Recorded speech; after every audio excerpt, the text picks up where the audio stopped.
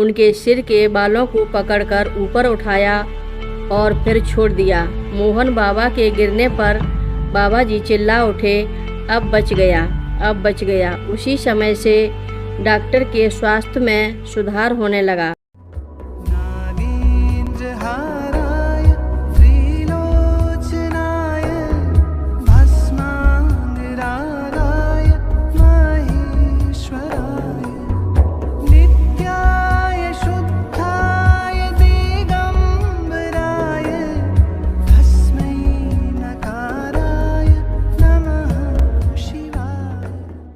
रक्षा सूत्र चैनल पर सभी भक्तों का स्वागत है।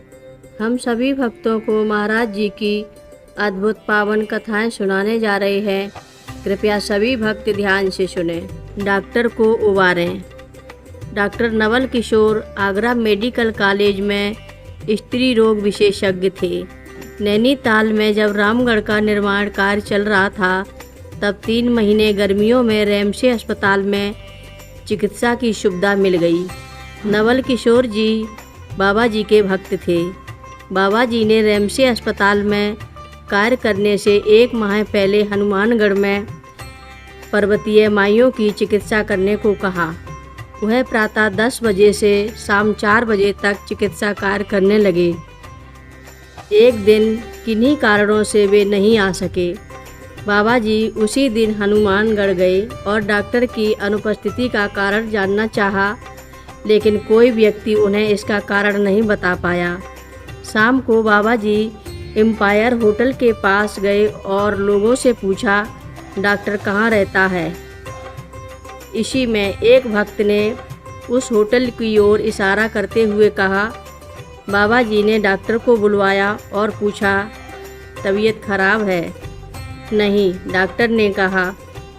जुकाम हो रहा है? बाबा जी ने पूछा। साधारण सा, डॉक्टर ने उत्तर दिया।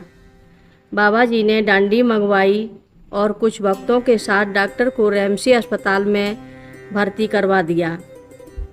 यद्यपि डॉक्टर मना करते ही रहे, वहाँ से बाबा जी कुछ भक्तों के साथ धोबी घाट के एक घर में गए, जहाँ सत्यनारायण भगवान का पूजन हो रहा था।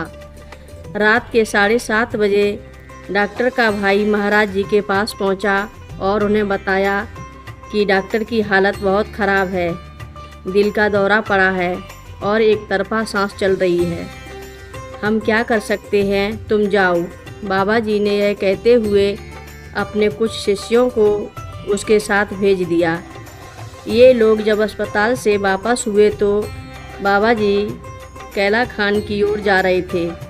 उन्होंने डॉक्टर और उसके परिवार के बारे में चिंता व्यक्त की। इसके बाद बाबा जी नीचे उतरकर मोहन बाबा की कुटिया में पहुँचे। मोहन बाबा विष्णु भगवान के भक्त थे।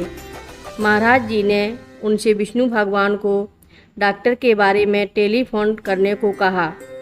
मोहन बाबा ने अपने हाथ को मोड़कर एक काल्पनिक फ़ोन नारद को दिया कि वे विष्णु भगवान से बात करना चाहते हैं। नारद ने उत्तर दिया कि विष्णु भगवान इस समय लक्ष्मी जी से वार्तालाप कर रहे हैं, इसलिए उपलब्ध नहीं हो सकते।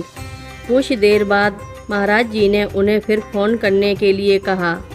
मोहन बाबा ने नारद जी को फिर फ़ोन किया, लेकिन उनकी बातें स्पष्ट सुनाई दे रही थीं। वे अपने फ़ोन पर चिल्लाते रहे, लेकिन सब कुछ व्यर्थ रहा।